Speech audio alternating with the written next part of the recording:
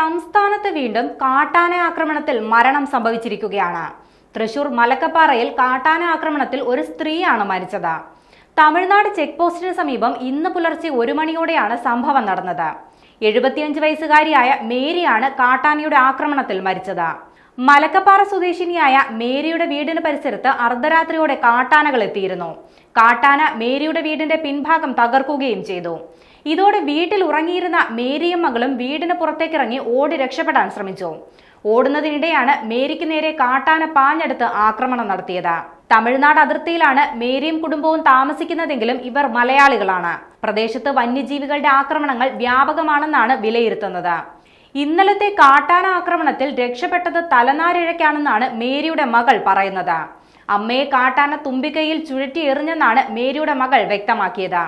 മേരിയെ പിന്നീട് നാട്ടുകാർ വാൽപ്പാറയിലെ ആശുപത്രിയിൽ എത്തിച്ചെങ്കിലും ജീവൻ രക്ഷിക്കാൻ സാധിച്ചില്ല.